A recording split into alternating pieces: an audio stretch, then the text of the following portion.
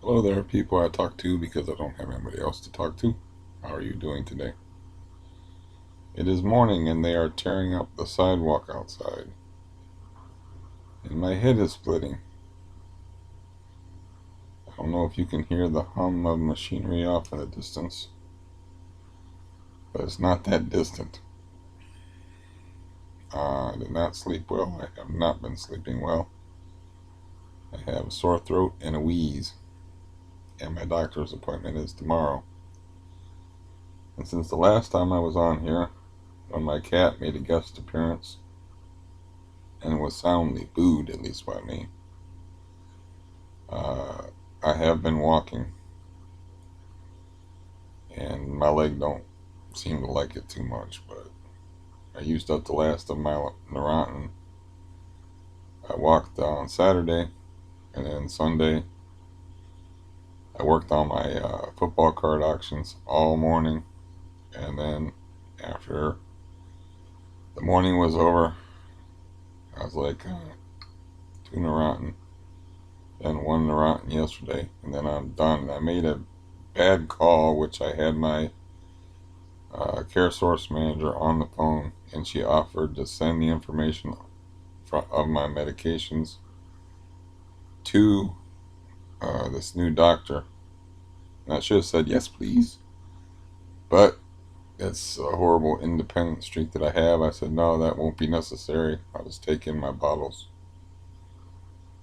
And I'm looking at the bottle, and the bottle's like, oh yeah, I'm using that one big bottle that's expired, like way expired, and then I was dumping the new prescriptions inside this great big bottle that I showed you on camera before that used to have 400 Neurontin in it.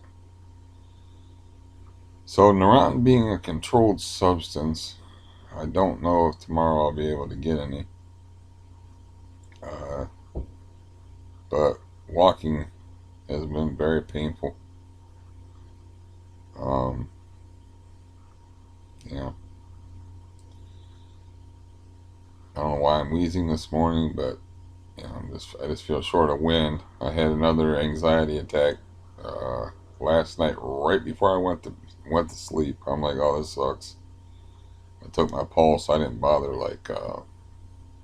you know, actually taking my pulse. I just felt my pulse, and I'm like, oh yeah, that's a jackhammer, just like what's going on outside right now. Um, so like I took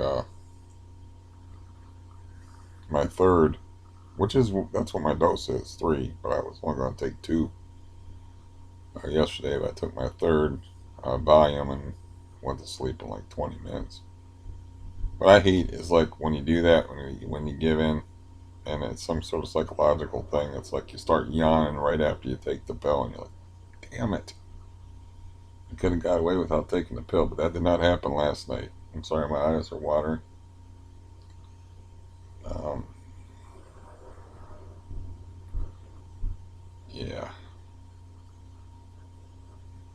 this is going to be a fun morning, I can tell already. And the only thing I'm doing today is getting ready for tomorrow and my doctor's appointment for tomorrow. I got up nice and early, which is good and bad, which means I won't be able to do too much today.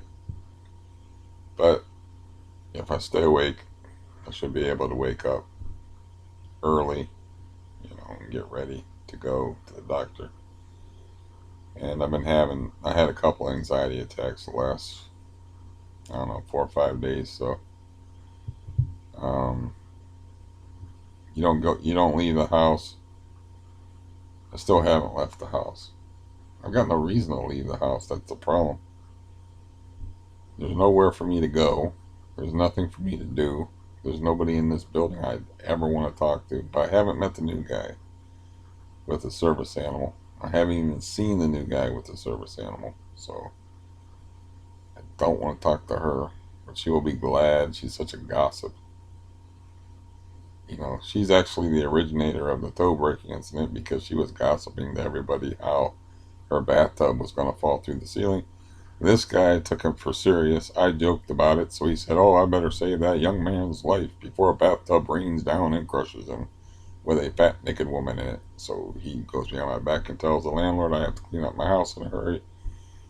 My legs get weak. I slip and fall, bang my toes into something, and then they go like this. So she's actually the originator of the problem because she's. So she would be glad to tell me all about the new guy, but I don't talk to her because I don't like the bitch. And, she's friendly. Hello there. And it's her stamping. She's friendly, but she's very loud. She has very loud people. And I don't want nothing to do with her. Don't like her. And, yeah. So I was thinking, like, am I better than a dog? That's what I was thinking this morning. So I had this conversation with my brother. Now, my brother don't talk about serious matters. He just doesn't. He'll talk to you about something serious for 5 seconds and then, like, have a conversation about nothing for an hour. So, you know, I'm just like, can we be done? Yeah. I said, I got to get off of here, because he's lonely. And, like, I got to get off of here. I mean, I'm pathetic. I understand I'm pathetic. I'm sitting here talking, you guys are nice people and all, but let's face it, I'm here by myself talking at a computer. I don't know if anybody's listening or not. So I'm pathetic. But I mean, I'm like, can I leave now? Can I get off the phone and go back to my pathetic life? So, anyways, he tells me, I was like, I thought you were going to get a kitten. He goes, no, I'm not going to get a kitten. Because that's what he was telling me when I wanted to move in with him so I could be outside. Is, uh, he was telling, I wanted to take my cat over there. And he's talking, part of like his argument or idea of not wanting to do it is like he was going to get a kitten and I got an old cat, and I'm like, well, my cat's like an outside cat anyway. He's have a kitten would not exactly be of any interest to him. He's not gonna try it, He's an old cat, and but really, the dude won't change his cable company. His internet's, his phone, internet, and cable TV. He doesn't have TiVo. I'm telling him like, why are you stuck watching commercials with this company that with shitty service when you can get a deal at other companies that is much cheaper, much more reliable? I mean, who wants to jack off watching porno and have your internet fail? Yeah, that's not a fun experience. It's like you're into it and then suddenly your internet doesn't work. It's not a fun experience. So it's like it's a matter of change. He don't do any kind of change. But he said that he had to get a dog for his own good. So I'm asking myself, am I better than a dog? Because he took in an iguana first. I'm pretty sure I'm better than an iguana. I'm a much better conversationalist than an iguana, and I should provide better emotional support than an iguana because iguana will basically bite, scratch, or lash you with its tail as a form of discussion. That's about it. That's all you're going to get out of an iguana. You know, they might look at you in a peaceful manner. That's about all you're going to get. But anyways, he took in a stray iguana that was like 4 foot long, but it didn't do good at his house, so he had to give it back. But there was some kind of circumstance where somebody was moving, and I told that to my best friend. I was like, he took in an iguana, but he won't take me in for 3 months. When I can, I had a bunch of money back then. I could that I'm lamenting now that I could, like I said, help him fix up the house and shit. But now when I'm talking to him, he's like, I got to get a dog. And I'm like, why? He's like, because I'm starting to get like that trapped in the house feeling, and my mood's bad, and gets me out of the house. It's also a prop. A dog is a nice prop when you're walking around to talk to people and stuff. You can always talk about the dog. It's not like walking by yourself. When you're a dude walking by yourself and you're scary looking, generally people don't want to talk to you. But if you have a dog with you, You can talk about the dog. The dog usually, his dog especially, was huge. Like, I don't know, 150 pounds huge. So it commanded attention. So, but anyways, he buried it in his backyard like a mobster after a hit. Actually dug at a grave, like a 6 foot grave. But like, you could have had me. You know, it's like, um, I assume I would provide better emotional support than a dog. But yeah, it doesn't make any sense. None of it makes any sense. You could have showers. You could have a bathroom fixed up. You could have your hot water. You could not be washing your head in a bucket. You could have companionship, somebody to talk to. You have somebody to take for walks because I need somebody to take me for walks because you got to worry about. You wouldn't even have to like lay down a paper bag for me to shit on.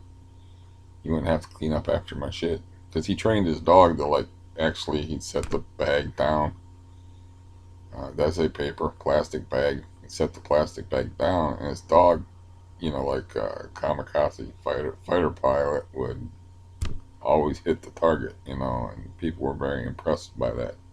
Not only by his conscientiousness, but by his ability to train animals, which is he's an expert. He trains cats. Nobody trains cats, but he trains cats. And he's an expert animal trainer. He actually trained a dog to shit on a paper. Uh, I keep saying paper, but shit on the bag. It's easier cleanup. You know, and so I'm pretty sure that he wouldn't have to clean up after me when he took me for my walk. You know, he wouldn't have to worry about his arm being pulled out of the socket if I saw a rabbit. I hardly ever chase rabbits anymore. I caught one once, but it was just kind of sitting there in the tall grass. It wasn't really running from me. I don't chase rabbits. I don't shit in the street. I don't threaten to kill people. Generally speaking, I may do that occasionally, threaten to kill people, but I don't threaten to kill people like his dog used to, like all the time. It's because it was like a natural watch animal, and it weighed 150 pounds and was, it got bit by a pit bull, and the pit bull could not fit its jaws around its neck, and it was like, what just happened? You know, ordinarily it's a kill shot when a pit bull gets another dog by the neck, but this dog's neck was too big, so it slipped off. And asked my brother, I was like, did he bleed? And he's like, nope, didn't even draw blood. And then my brother kicked the pit bull and rolled it till it was out of breath. And then the guy came out who owned the pit bull, and he said, if I ever see your dog again, I'm just going to let my dog kill it. Except I'm pretty sure he said it a little louder and perhaps with a few choice words thrown in besides that. But yeah. So the dog was like, okay, somebody tried to hurt me. It was like, did something land on my neck? What was that? What just happened? So it's not, just had a pit bull try to kill it. And it was like, what? He said the dog like ran out of nowhere and grabbed his dog around the neck, and then it couldn't get all the way around. His dog was just confused at first, but um, my brother immediately booted the dog with boots, and he didn't run down and stomp on it or anything like that. And I don't know if the guy was out or the guy was, I don't know, the guy came out when he heard his dog yelping or whatever. I don't know. But anyways, his dog, when it gets mad, it's another sign to look for as far as dogs. It raises the hackles, all the hair stands up on its back. So all the hair was standing up on its back, and then once the dog was yelping and rolling around, and he was like, "Oh, you got this. It's cool." Yeah, you might have to protect me from a pit bull. I can't protect myself from a pit bull, but I have a lot of good points when it comes to taking me for a walk that a dog doesn't have, and I need to walk. So yeah, I was just kind of wondering. I don't really, yeah, I don't really like think about. I can't help but think about some things, but I don't really waste a lot of time thinking about my family and rational, normal thought processes. So, I assume that he didn't want the change because he don't like any kind of change. I assume that he didn't want the change, that he thought that we just end. What he told me point blank, he thought we just end up hating each other. I'm like, dude, I just want to crash there for 3 months. I even told him I want to get my cat acclimated to a neighborhood, but my cat is bonded to me. But once he gets bonded to the neighborhood, I can leave and then I can pay you like $100 a month to keep him and take care of him because the dude's an excellent pet owner. Pet owner, I am not. Terrible pet owner. Most of the pets I have die horribly. So I don't know if you can hear that now. Yeah. See, I just was thinking, wondering if I was better than a dog. I guess I'm not better than a dog. The iguana thing was just a temporary arrangement. Well, it wasn't supposed to be a temporary arrangement, but it turned out to be a temporary arrangement. But he took in the iguana and then he had to give it back. I assumed that he thought I would be more trouble than an iguana. Uh, but yeah, he's gonna get a dog, I guess. But I was like, why don't you get a dog now? He's like, no, I figured it'd be easier to train in the summertime. I'm like, I stopped thinking at that point. So he's gonna suffer through like a depression. I'm not looking forward to it either, except for I get to wear a coat, which means I get to walk outside in a heavy coat. Because it's much better falling in a winter coat than a flannel shirt, um, or a short sleeve shirt. So I can fall real good in my heavy winter coat. So I'm actually not minding the. I don't like the whole snow thing, but we don't get lots of times we don't get those old school winters with a lot of snow. We just get a lot of cold weather. So, and I don't get asthma when I walk out in the cold anymore because I don't get asthma anymore, period, even though I'm short of wind this morning. But, you know, he's looking toward the whole winter he's got to get through. And he's having trouble, with depression. He's got depression. I believe it's clinical depression, you know. Um, but it's like, if you're going to get a dog, why don't you get one now? And I was like, why don't you, um, he wants to get a puppy, of course, so he can train it himself. And it's like, they probably got puppies at the Humane Society. And he's like, you think? And I'm like, probably. I mean, he says, I don't know where I'm going to get one. It's not like a cat. You can just, if you want a cat, you just go outside. And you can, like, a cat will find you and be like, will you feed me, please? Will you take care of me? I'll be your buddy. As long as you, dumb me up with the food and pets if I want them. Mostly the food. So you can always get a cat. I can get a cat right now if I wanted more cats. This gray cat comes in my house all the time, and I don't know whose cat he is, but he comes in my house and when I leave the window open and eats this old cat's food. Sometimes he comes in here and starts meowing. It's like I'm not going to come out of my room and greet you, strange cat. But yeah, it's not easy to it's not hard to acquire a cat. I acquired a stray dog before. Where a dog just latched on to me. That was, I don't know how old the dog was. It was small. I don't know if it didn't grow up to be very big. It grew up to be like 45 to 50 pounds. And it was a sled dog, man. It was a husky and collie mix. So it looked like a brown husky. Um, Real short, squat, and super powerful. Like if it weighed 100 pounds, it could pull a locomotive. Um, yeah, that dog just followed me home and attached itself to me. But it didn't follow me home. I dropped it off at my brother's house and it became their dog.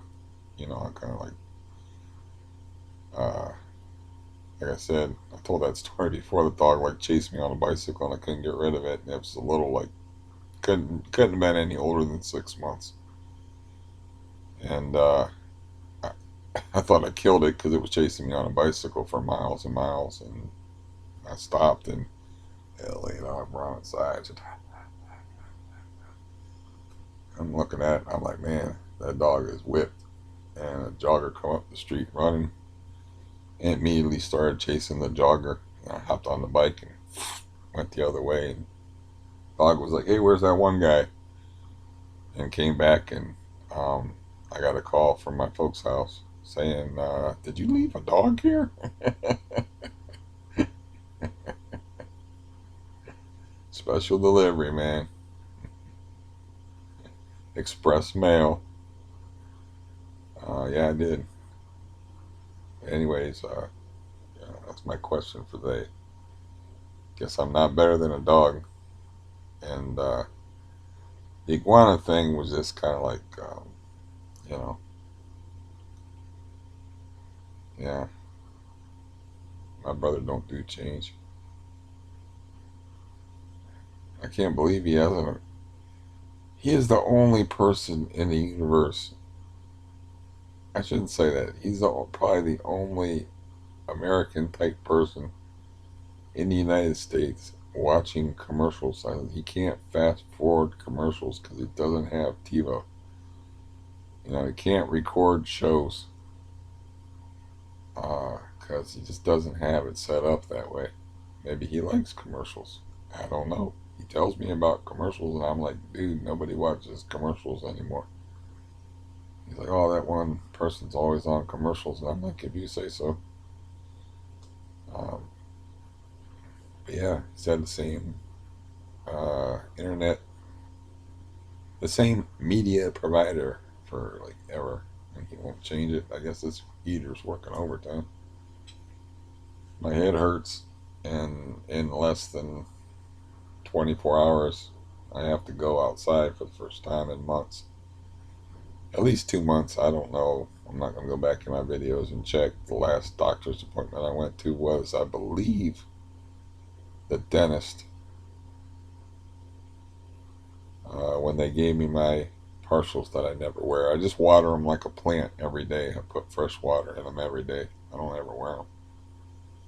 I don't see the sense in it. If I can't eat with them, I suppose, like I said, I should wear them and desensitize my gums and get used to them. But then I have to take them out when I eat. You know, and I eat. If I eat, it's usually small meals and it's usually spaced out throughout the day, which I keep getting. Yeah, I keep getting a limited amount of food from Global Meals, which usually my case manager is very interested in my life and details and whatnot, and wants to know about the aid agency. I even complained to her about the agency, and she's like, you know, she's like an angry dog in a cage wanting to bite this aid agency, and she didn't care about it one way or another. I did not tell her that that woman lied about housework and cheated her company and all that crap for months during the COVID thing, though.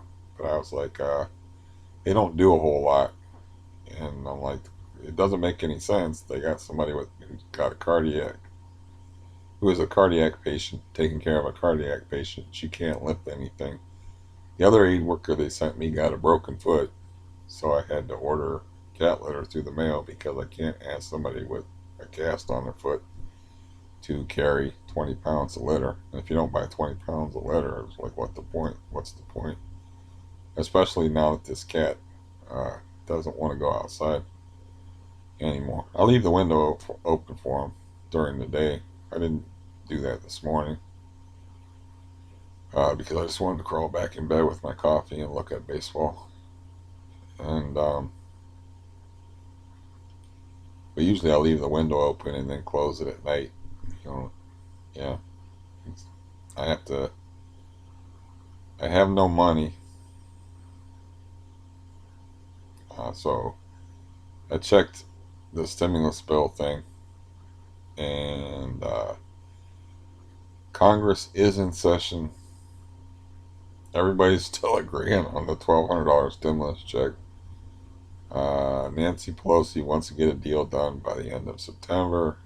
The earliest any stimulus checks would be released would be October 2nd, because if they get done in September, the president signs the bill October 1st, and then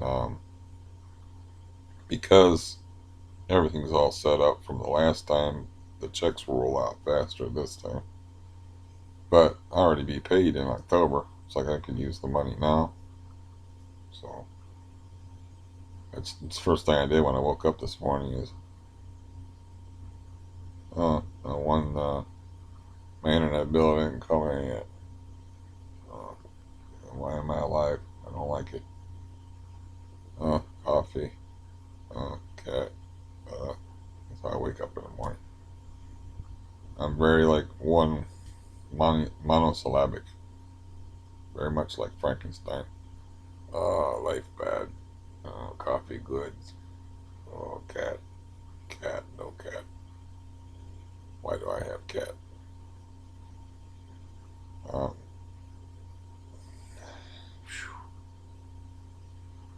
so yeah,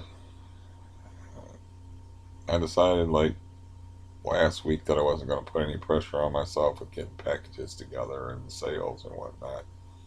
This week I'm just worrying about going to the doctor, but I'm working on auctions that'll go off on Sunday, on the 27th, I believe it is. That will give me some money to carry me through till the 3rd of October. It'll be the 2nd of October when I get paid. So, um, in the meantime, I don't have any money. I just have a bunch of cards. I can't sell them before they're ripe. It's like, you, it makes no sense. Uh, they're not ripe yet. I watch the prices. I watch what they go for, and yeah, I could make a little bit of money on them here and there. But if things work out as they should, uh, I, what's the point of like breaking even or making a couple of dollars? I decided, man, this card thing, I should never got into it again. Never got into it again. It's too much bother. I don't know. I just didn't know that the game had changed that much to where like they're taking money out of your shipping. It's like my bill for this month from eBay will be right now it's at $99.87. It will be much more than that before the month is over because I'll be selling more stuff. So uh, yeah, I guess I'm in debt. So uh, it's not like I can't sell the cards and make a profit. It's just dumb to sell the cards at the wrong time. I mean, I also have bad luck, like a lot of the people that I invested in got hurt. There's a guy named Debo after the Fridays movies. Debo Samuels. Somebody must have really loved that movie because they named their kid Debo. But anyway, he plays for the 49ers. Hurt, about a $86 a lot of cards, including a very pricey card. I sold some of his cards that did really well before the season started, and he got hurt. But now he's hurt, and I think he's hurt pretty bad. But a lot of these guys are getting hurt. I got to check this one guy named AJ Brown. I haven't watched the game yet. I don't know if he's hurt, but like cards of his to sell, but not many. But I was taking pictures of his cards. And I'm like, I think this guy's hurt. I don't want to check the injury report because I don't want to get spoiled on the football games. I actually enjoy watching the football games. So, yeah, it's, it was much better to have thousands of dollars than like piles of cards that I could make money on. I will make money on them, but it could turn out to be not a lot, not worth the bother. It just depends, you know. I don't understand the whole Nick Chubb thing because I'm loaded down with Nick Chubb cards. The guy's leading the league in rushing. he doesn't have a big personality. He's like a quiet, keep to himself kind of guy, but he's a destroyer on the field. I mean, the nightmare to tackle. But he plays for the Cleveland Browns, and you know, we are considered fuck ups if I want to use the sports cliche of speaking in the royal we as far as the team I follow. So when we fell flat on our faces in the open, all I wanted us to do was to be competitive in the first game, but we looked like hammered shit. So it's like, because the nation, that was a nationally televised game. That was a big deal. That's the Ravens. You know, they got the MVP marquee player, and they're 14-2, and it's the upstart Browns. Everybody was curious over the game, and then we looked like, you know, it's just hot garbage. So, yeah, come back and played the Bengals, which is a team that was 2-14, the inverse of the other team, and scored 35 points on them. And the Baker Mayfield guy is like not bright. They asked him like, "Do you want to say anything about your people who have been criticizing you or your detractors?" And he was like, "No, just that the Mayfield family doesn't forget." It's like, yeah, this guy's a jerk off, man. If they can win a few games, I'm dumping all his cards because he's got a bad attitude. It's like, dude, you just barely beat a 2-14 team, 35-30. You threw a horrible interception. The one time they let you throw, they let him throw like once in the fourth quarter. And he was doing good in the first three quarters. They would never got 35 points, but they let him throw once. And they're like, nope, you're not allowed to throw anymore. So the next drive, they just ran the ball every play, and they just uh, ran through them like they were nothing.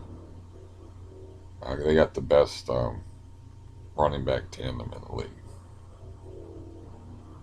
Oh God, I almost wish Stampy was stamping around up there to distract me from that noise outside of them ripping up the street, which you may or may not be able to hear. Uh, but yeah, I guess, like I said, I'll just get doped up before my appointment. I'll ask him about the Neuron. I can live without it. Just like some days, like Sunday. I mean, I didn't lift weights yesterday, but I lifted weights the day before.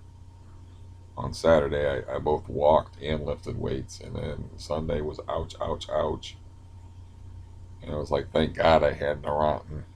And then I don't, of course, feel great this morning, but I'm not in utter agony like Sunday. So, I don't know if they'll give me those pills or not. I should call my case manager, see if I can get a hold of her and say, look, man, I fucked up. In so many words, like, can you send my list of medications to my new doctor, please? Because I'll bring in I can't bring in the bottle. The bottle's like from 2019. It's just an old bottle. I wasn't thinking. I was going to just bring in all my medications in bottles and say, here you go. Here's what I'm taking. I just wasn't thinking. So I don't know if I can get a hold of her, but I should do that even though it's late in the game. Um, I just talked to her. We had our like monthly checkup thing or whatever a few days ago. But yeah, that was a mistake on my part. And I mean, I can survive without Neurontin. You know, it's just those days when the pain is severe. I mean, I had like 8 of them the last weeks. So I ran out of them. Like I said, I gave them to a war vet guy. I gave like a whole prescription, and then I gave like 30 out of the bottle to this war vet guy. The same guy I gave the 30 volume to. You know, and what it is like he. Well, I don't want to go into it, but he lost his prescription, and the VA wouldn't give him any. The VA doctors, or I don't know how it works, but he goes to the VA. But I don't know if he goes to a VA doctor or how it works. I don't know. I don't want to get involved. Okay, I'm not interested in getting involved with 265-pound assassins with 29 confirmed kills. Call me a weirdo. Not getting involved. Okay. Uh, as far as I know, he's got some issues, and anybody would. You're not, people are not natural born killers. Like in Full Metal Jacket, the guy had natural born killer or something on his helmet, and then was wearing a peace symbol. If you remember that movie, it's yeah, but yeah, I can't say too much about that. Other than that, that's why I ran on the rottenness. I gave about 60 or 70 of them away. Probably more than that. I don't know. I don't even. Oh, I got prescription bottles of 90, so I gave away 90 and like 30. So I gave away like 120 of them. So I just wasn't taking them at the time. Um, but they're nice to have if I need them. But yeah, I'm working my way up to walking outside. What happens when I'm walking is like I'm start to worry about my heart more than falling over. Man, walking is not pretty, but my heart gets to hammering, and I'm like, better quit. I'm not used to this. Been laying around for months, and you know, today I just make sure I got my clothes together, my head together, get a shave, get a good shower.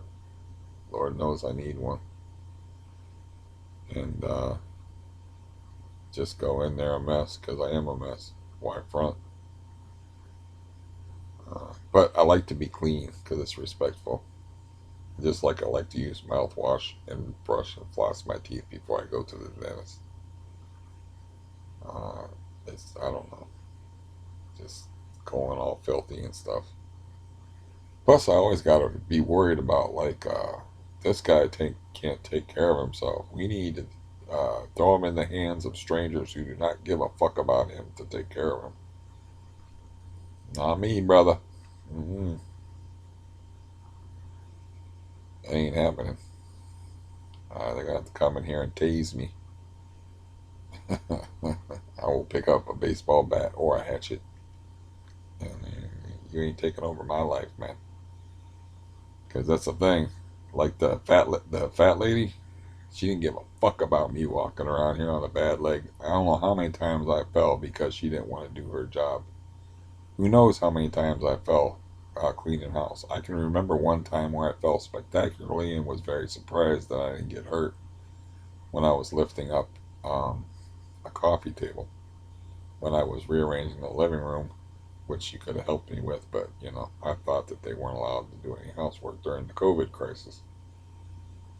COVID had interesting effects on my life uh, because I had loaned out a large sum of money before COVID hit, thinking that the person that I loaned out the large sum of money for would not be getting laid off a lot, would not be having money troubles. Now, I don't get into their life. Like, I can't say too much, but I know they were getting laid off a lot.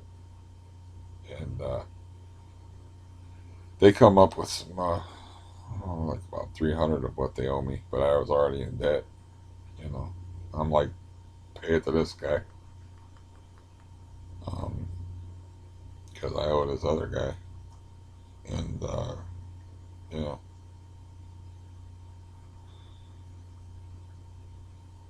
dealing with volatile people. I've also had a thought like, am I better than a dog? Is one thought I had. Then I realized like a lot of people that were in my life, like they chose drugs, and it kind of like they chose drugs over me because I'm not really a drug guy. I got stuck accidentally getting dependent on I'm the guy that says no thank you when they're passing the joint. You know, like no thank you. For me, even when I was getting high, there was only one reason for me to get high, to make that more enjoyable and easier. Like I didn't, I like, so I like being sober. Call me a fucking weirdo. I like being sober. I like using my mind. I like thinking. I like talking. I like doing things. I don't like sitting on my ass stoned. That is what I'm doing now. Is I'm sitting on my ass stoned. I'm stuck in a situation I don't like. You know, it's like I because I got dependent on benzos. You know, I'm not stoned. Obviously, if I'm formulating words in this very clear, concise pattern that I seem to have found this morning, I'm not that stoned. But uh, yeah, I still have Valium in me from last night. I haven't taken any pills this morning. Um, you know, I don't know how many hours ago that was, but yeah, that's the life I didn't want. That's the life. That's not me. I was never a drug guy. So I was thinking like a lot of these people like chose drugs over me. As a matter of fact, I think that had a lot to do with why my sister was in such a hurry to get off of the phone.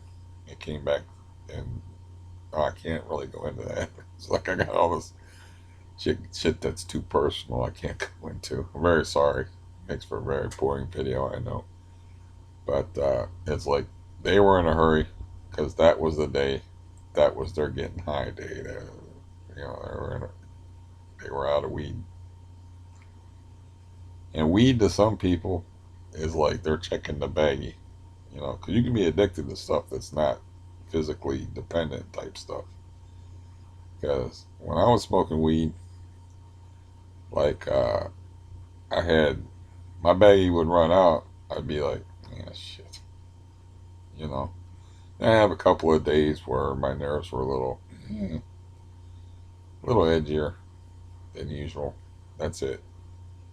Other people, man, when that baggie starts to get low, they start to make plans. They don't want to see that baggie run out. They want to go out and get another baggie before that. You know, they don't want to. They don't want to have them any days sober. And that's the kind of person. That's the kind of person that I was talking about. Oh, I hate the electronic age. Except for the fact that you get all the free entertainment and you don't have to go to the porno store and go through the bat wing doors anymore and get VHS tapes. You can just watch it online and anonymously. You didn't have to own up to who you were back in the day. You had to own up to it, man. You had to go up to the counter, and if you wanted to watch Butt Sluts 4 or whatever, you had to put it on the counter and look the person in the eye and like, yep, you know exactly what I'm gonna do, and you know exactly what I'm gonna watch, you know, and there ain't nobody here. So, you know, I can't believe I actually had somebody hitting on me. That's guess, you know, I was an easy mark. I guess I was good looking, but I had somebody hitting. I had a woman hitting on me while I was renting porno behind the counter, making comments about how I had nice hair, highlights in my hair from the sun. Don't I know you from? Did you go to Glen Oak High School? And I'm like, please just allow me to take home my candy stripe nurses 4 and beach bunny sluts 7 or whatever. Let me get out of here, okay?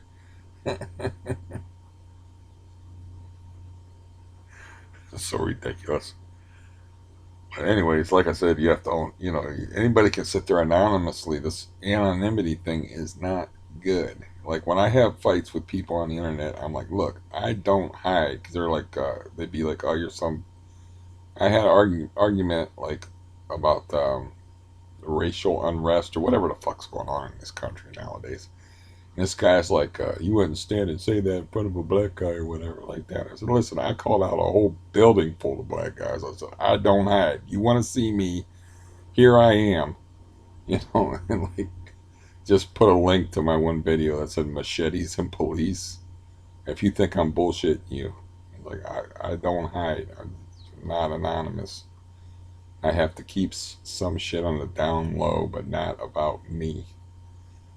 But this anonymity stuff is bad. I'm telling you, it's bad because you can do stuff that you wouldn't ordinarily do in life, like watch a woman suck off a horse, or act like a jerk and treat people mean, or call people names, harass people, troll people, just be a general asshole, which you would not do if you were not anonymous.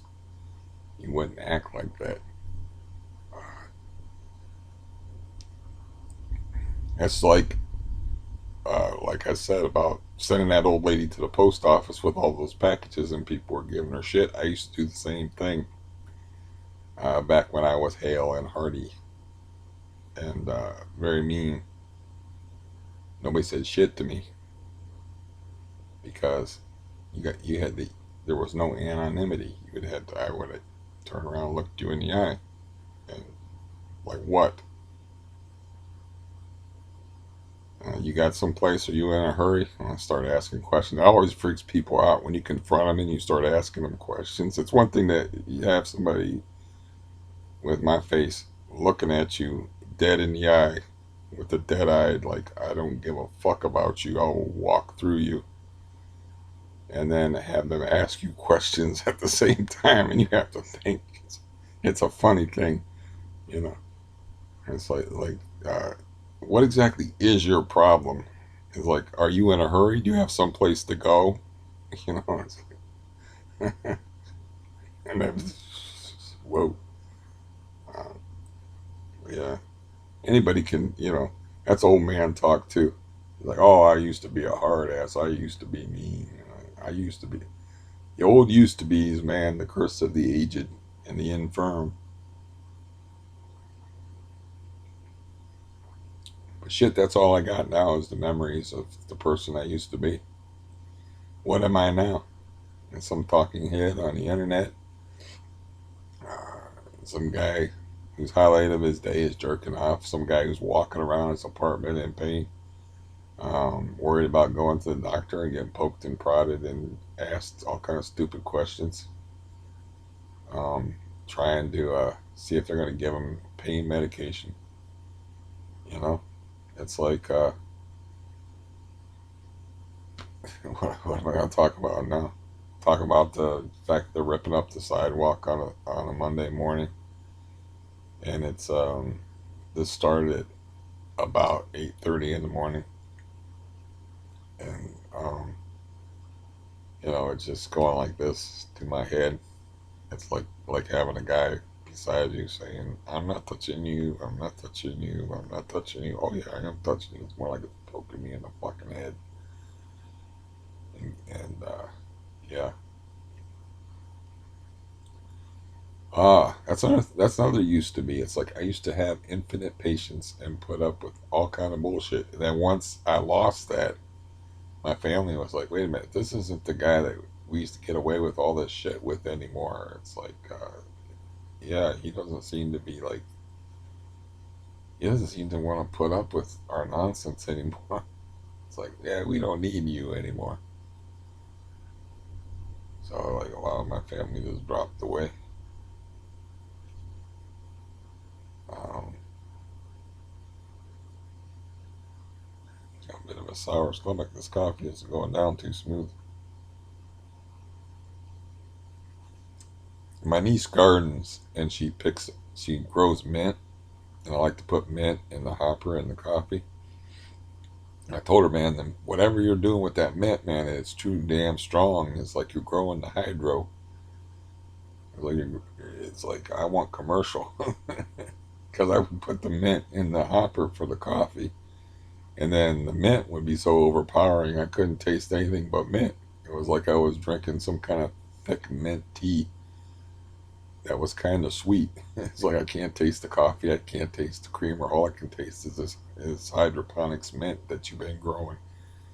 So I put it in the coffee cup. I just put like sprigs of mint in the coffee cup just to give it that little accent because I like mint a lot. Um, I was like, she just grew like crazy strong, man. I'm like, you growing the hydro? She grows like, she gave me a bunch of those delicious miniature tomatoes. I don't know if they call them grape tomatoes or whatever. They got a stick of gum around here. Well, I don't know. I have to put on my glasses to look. Remember that? Any old people out there? Remember that song? Is your chewing gum lose its flavor on the bedpost overnight? Well, I got a piece of chewing gum there that's old. That I'm going to dispose of because I think it's lost its flavor through the night. But I found out that going to sleep with chewing gum in your mouth, not a good idea. End up gagging, waking up gagging, coughing.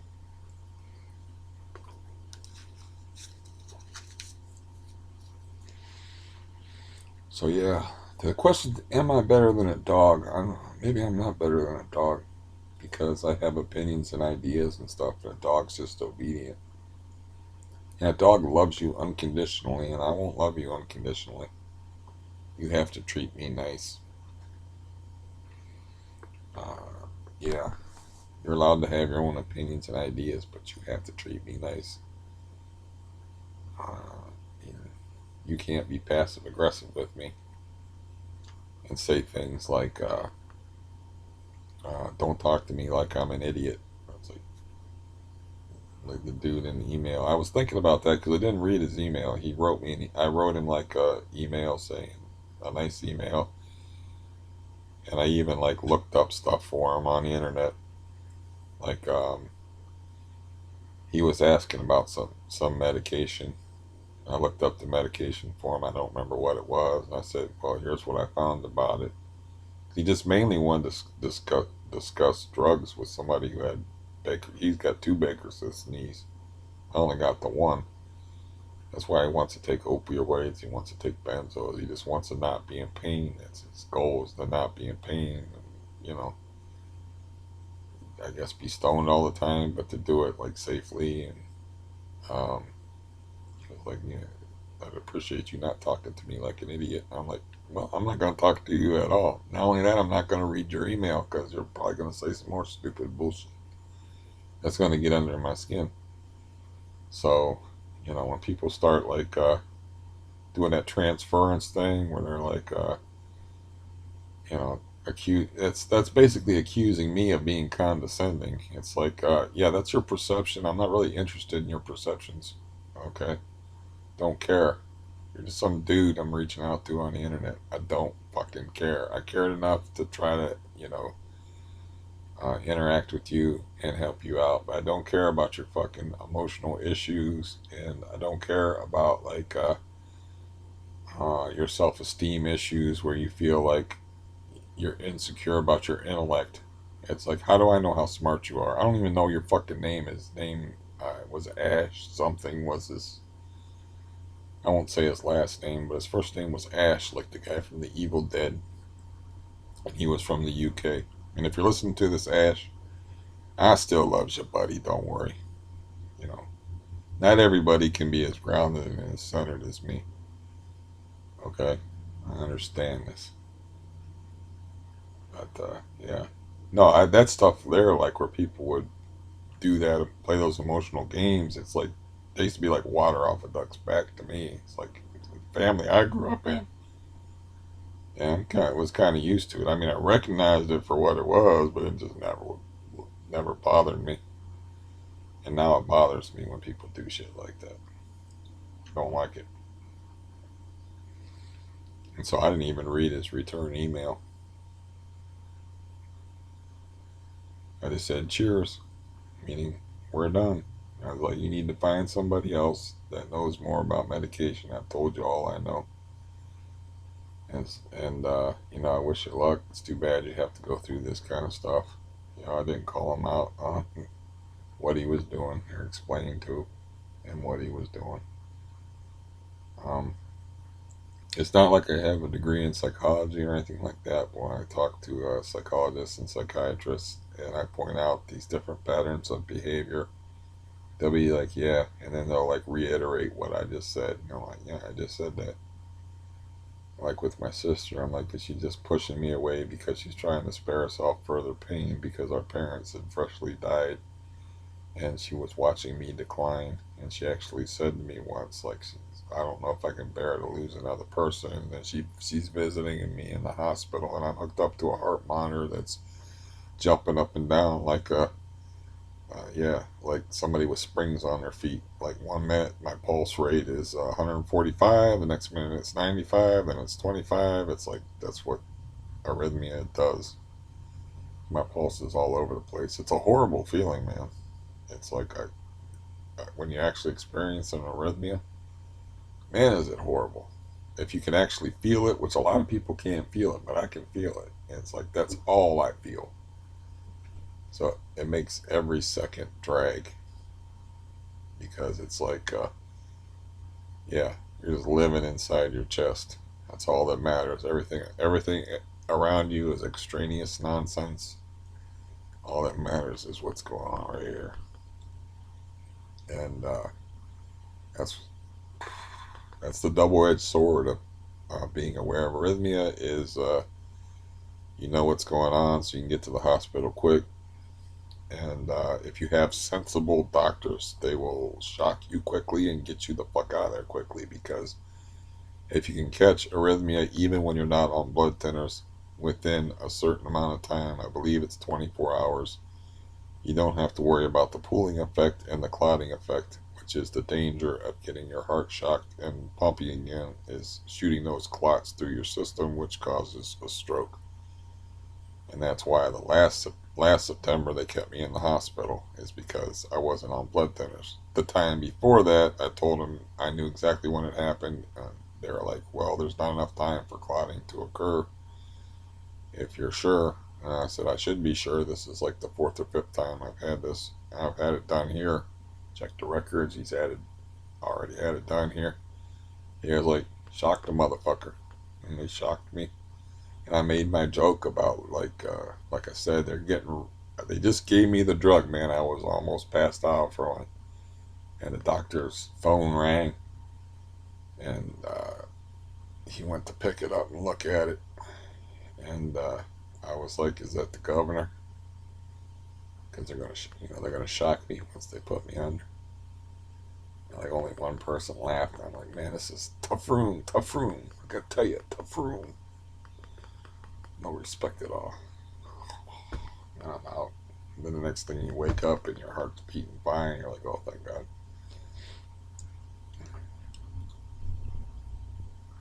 Then you're like, "I'm alive. That sucks. They didn't kill me." But then you're like, "Oh, my heart's beating right again. Cool."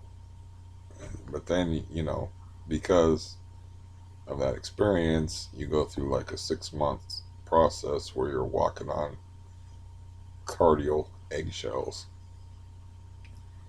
where you're just like, what happened? One time I grabbed the wrong side of my chest when I felt weird. I was like, "Oh shit." I'm like, "Wait a minute, my heart isn't even over there." That's how you get, because it fucks with your head. That's why I tell everybody, take care of your heart, man. And take care of your heart, because once your heart fucks up, it's in the back of your head. It's all you're going to be thinking about. It's like anytime anything's going on, you're going to be thinking like, "Oh, is this that heart thing again? Is my heart fucking up? Heart, heart, heart, all day heart." You know, when I'm walking around here, I'm like, "Yeah, my heart's beating real fast. I should probably quit." When, maybe my heart's just beating real fast. It doesn't mean it's going to go out of rhythm, but if it goes out of rhythm while it's beating real fast, it's going to beat even faster. And then, there'll be red lights outside in that little van thing with the people with the stretchers and shit. So I had some way to circle around back. to what I was talking about before that I was keeping track of, but nah, not gonna happen. Um, but yeah, tomorrow, whenever I have to do something like that, I just tell myself, no matter what happens, it's gonna be over, and I'm gonna be home, and I'm gonna feel relief just at being home with my stinky ass dying cat in my stinky ass room with the cardboard in the ceilings, where I don't have to deal with anybody. You know, it's home. I mean, it's not a good place to live. There's duct tape around the light that doesn't work up there. There's a hole in the ceiling with a dish pan poking through in white, and there's cardboard on the walls. And yeah, yeah. Another fun part about this place is like the electrical wiring never quite worked in here, so sometimes when you turn on lights, they don't come on. They take their time coming on. So you're like, you flip the light switch, and you're like, okay, you haven't had your morning cup of coffee yet, light. So check back on you in 5 minutes, and the lights don't work. And I got that poisonous relationship with the landlord, so I can't be like fix everything. And of course, I don't want to put his rent in escrow because he hasn't raised the rent on me. And if I make him fix up a whole bunch of shit, I'm pretty sure he's going to raise the rent on me. Because, like I said, right now, 425 plus electric, you can't even get a decent efficiency apartment for that. Now, granted, because of my living circumstances, I'm living in an efficiency apartment because I'm just living in one room, and outside, the cat is living rent free in the other 70% of the apartment. And, I just go out there to get food and go to the bathroom and to walk around. That's about it. So it's kind of like I am renting an efficiency apartment, but of course there's moving to consider if I did want to move into an efficiency apartment, and who knows what kind of neighbors I'd have then anyway. At least the pocket maniac is gone. I might get a new maniac who's not a pocket maniac, who's an economy size maniac. Well, can't circle back and say that. That would have been cool if I could have, but yeah. It's basically not good to disparage people with 29 confirmed kills. I think that's the number. I don't know, but it's a lot. Okay? It's a lot. I mean, I shook the guy's hand before. It's one of them deals where, like, yeah, I can't get my hand around your hand. He's a massive dude that, basically knows how to kill you with one finger. It's like, yeah. It's not. That's not the real. He can kill me with one finger if he wants to. He can kill me if he wants to. He'd be doing me a favor, but it's not the reason why I'm not talking about him. Obviously, it's just not cricket. It's not cool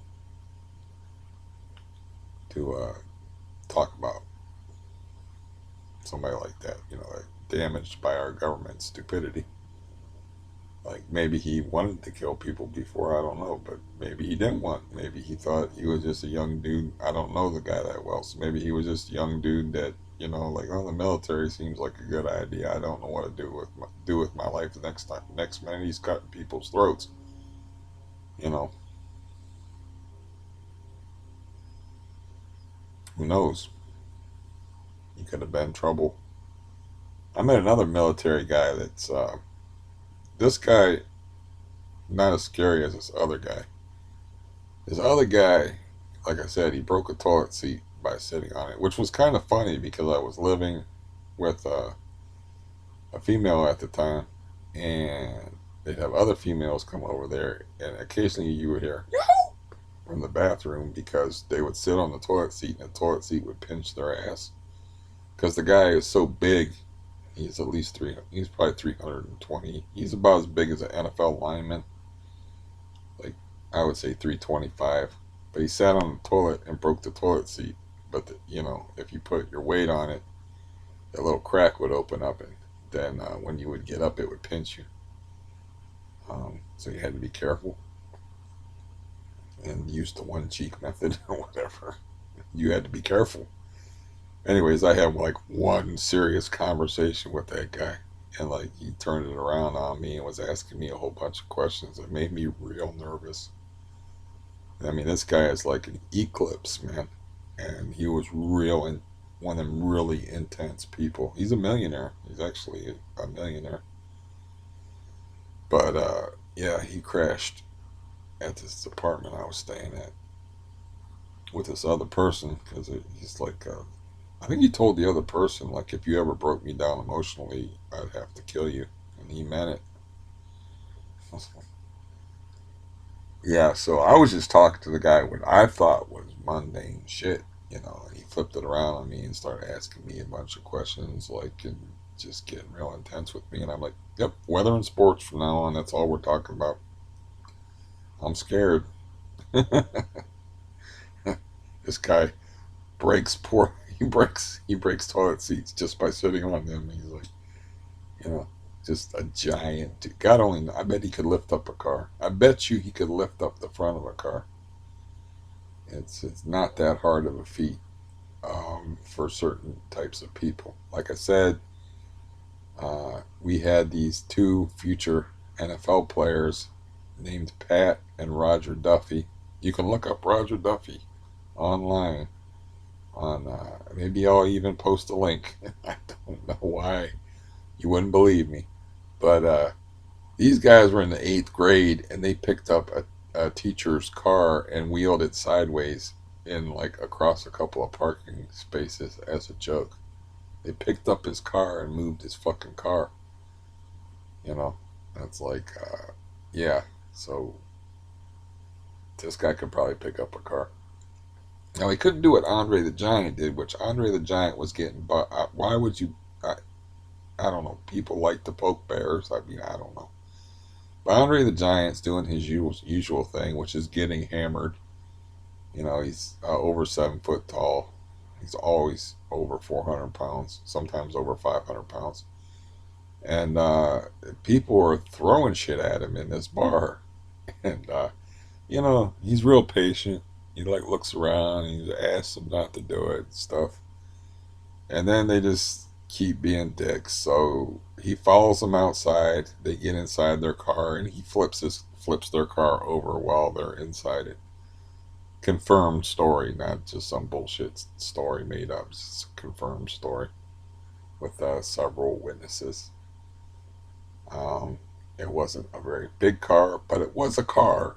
And he just flipped it over on its side, not upside down all the way. He just flipped it on its side, just on its side.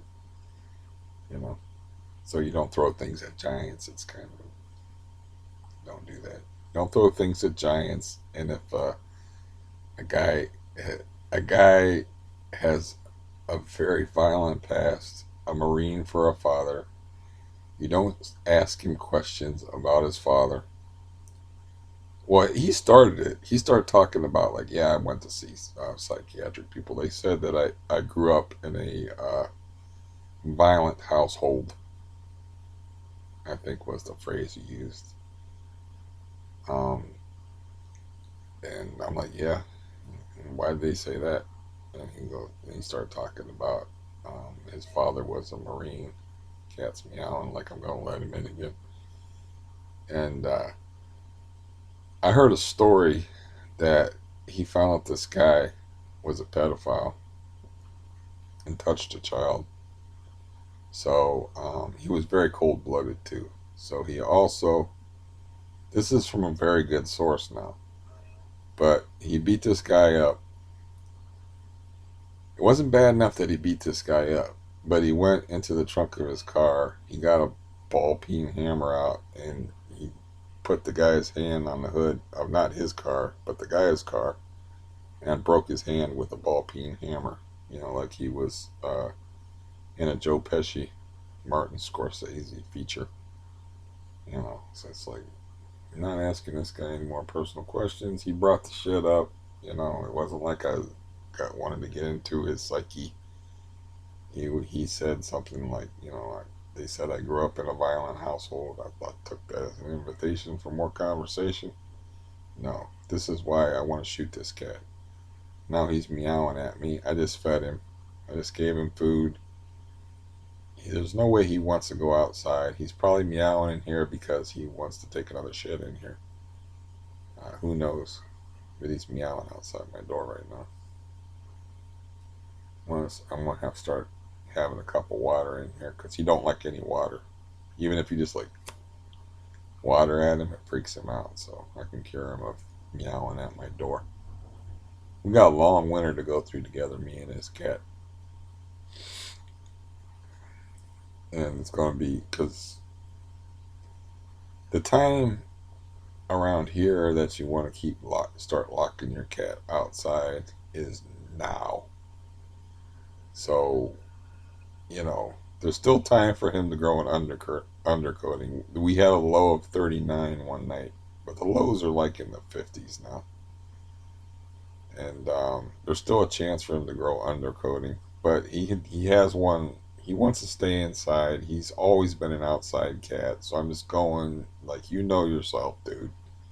It's like if you want to stay in the house, you can stay in the house. But if he's gonna be he puked on my weights last night. Now why I don't know, but he puked on my weights. That's something else I have to deal with. But yeah, every day I'm gonna come out of here smelling cat shit first thing in the morning, and having to deal with this litter box and all the stuff that I was spared last winter. But if he doesn't want to go out, now's the time. If I want to throw him out, that I have to throw him out. I mean, I can see like he has like one area on his back where I can see skin. It's not a good sign. It might be a little late. That you have to keep him outside to get acclimatized.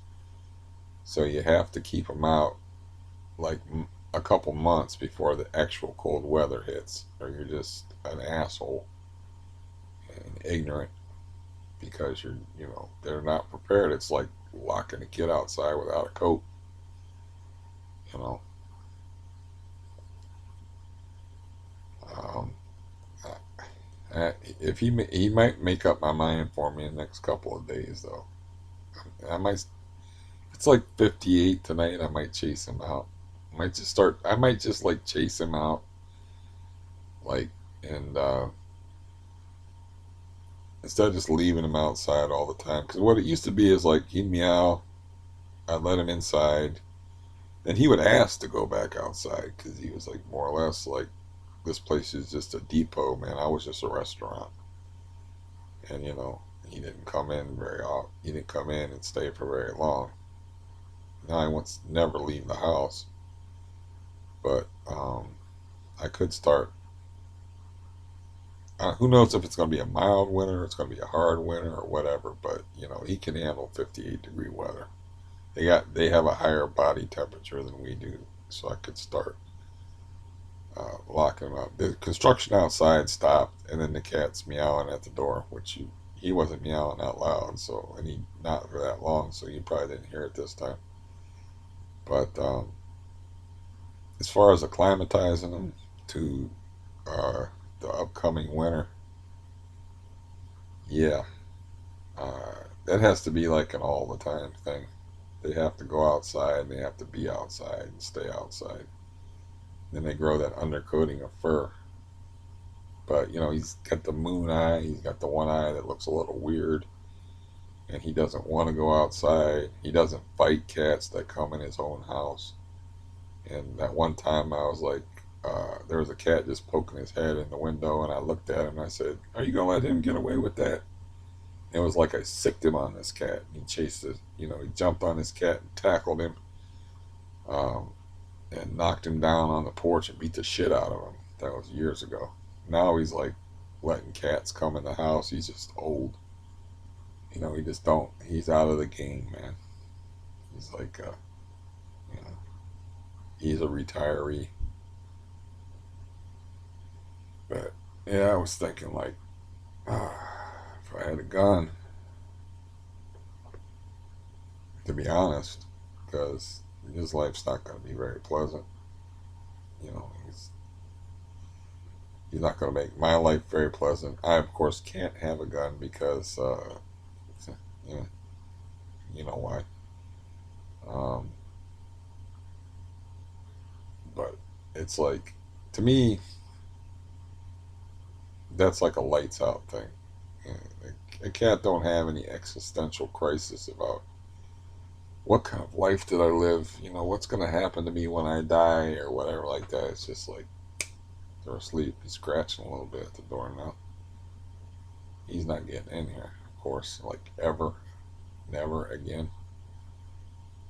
So I don't see a problem with that.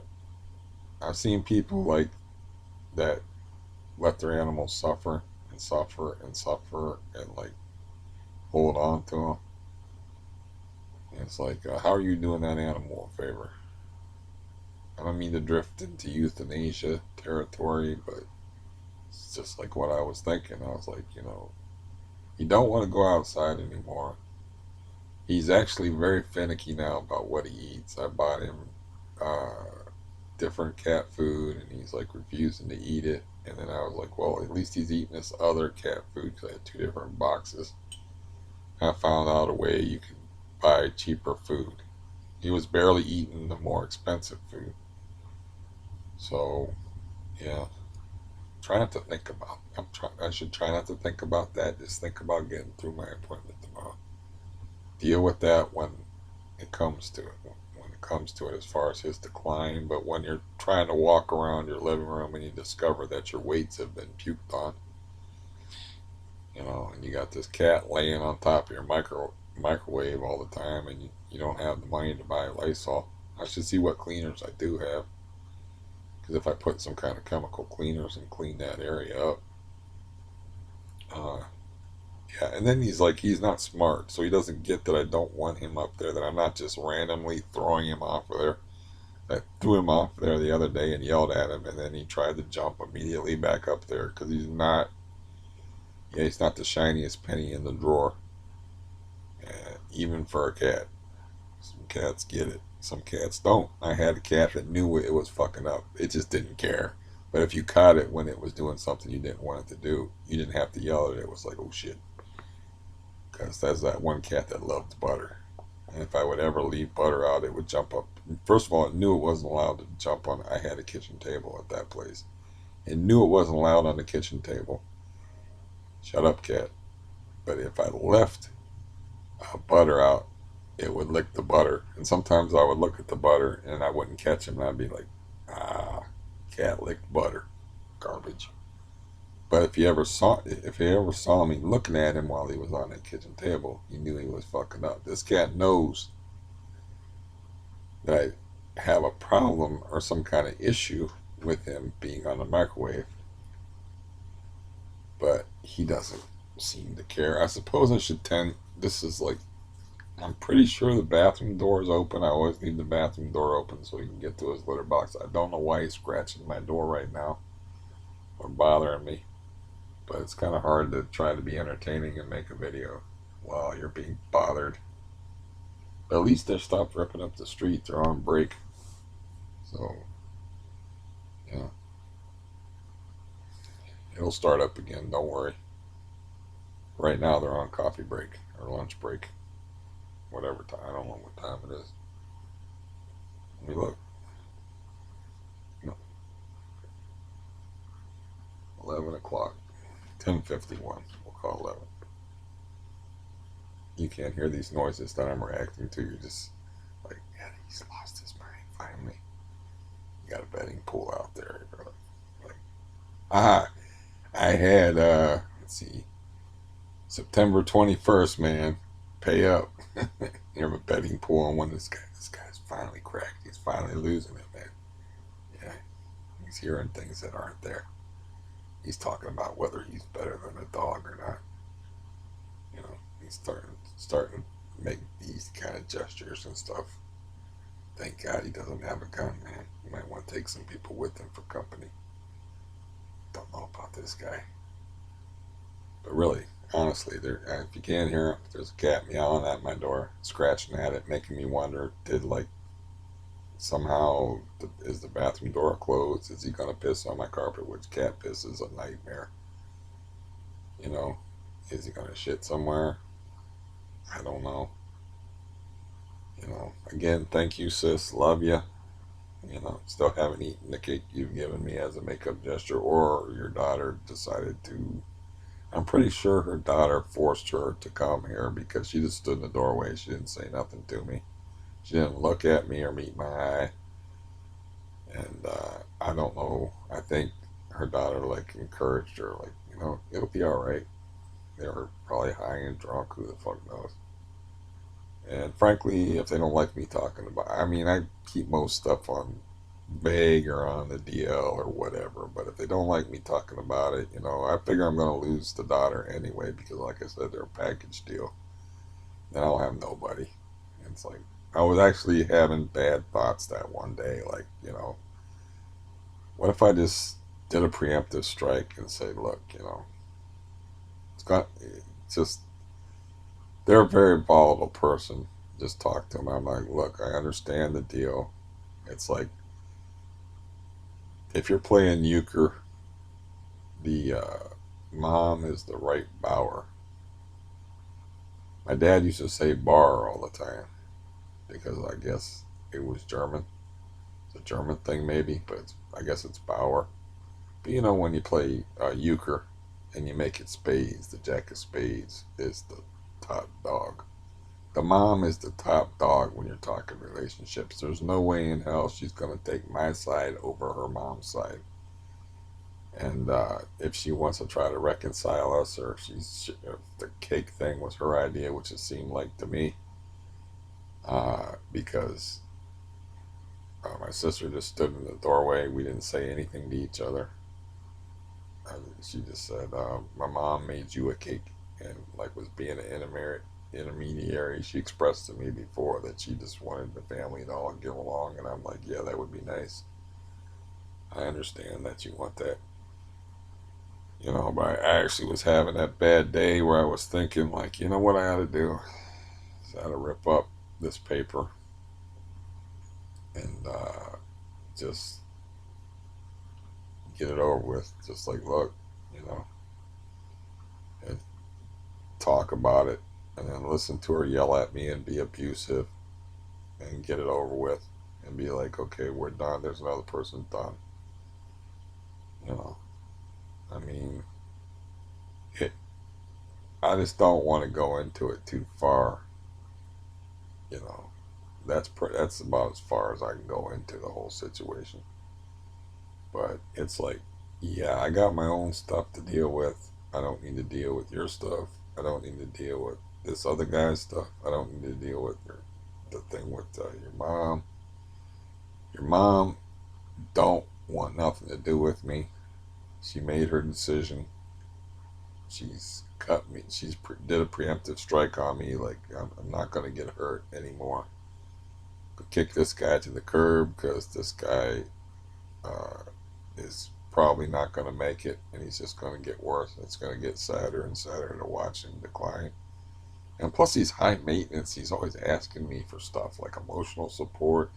He's asking me to go to the doctor and with him and go to emergency rooms because he's got trouble walking and he's having trouble dealing with it and stuff. It's like there's a lot. He's a lot of work now. I used to just like cry on his shoulder and shit. And he was like easy to get along with and stuff. But now he's like a lot of work. And on top of that, he's like getting worse and sicker and stuff. And it's like, so yeah, I'm just gonna like cut him off and like save myself a lot of grief in the future. And it's like it seems like a smart business decision to me. Like I can understand that. It's like you're protecting yourself, but the daughter don't understand it. Thought the daughter's not accepting the reality of my situation. Is like my heart's fucked up. Can't walk. I'm in bad condition. You know, and it's like that's the mom's decision. It's like in the meantime, I'm kind of like stuck in the middle because I want to be as nice to her as possible. I kept her out of it. I mean, I wrote her mom a letter, and her mom, the very personal letter, the first thing she does is has her daughter read it and interpret it. And it's supposed to be just between us. That's why I wrote her a note after she sicked her daughter on me, and I got like this. Got the old earful on the phone and yelled at and stuff. It's like I wrote her that note that said, "Don't you think your daughter deserves more than drawing her into the middle of this, whatever's going on between us?" It's like on a little strip of paper, and I mailed it in an envelope. I mean, I'm trying to do the right thing, um, but the reality is, it's like I reached out a few times to her. She reached out to me. Zero. This is the way she wants it. Her daughter wants it to be different. She don't. I spelled it out in plain English how she could fix it. It's not that hard. She doesn't want it, but the daughter wants it. And it's like, you hear it now? Lunch break's over.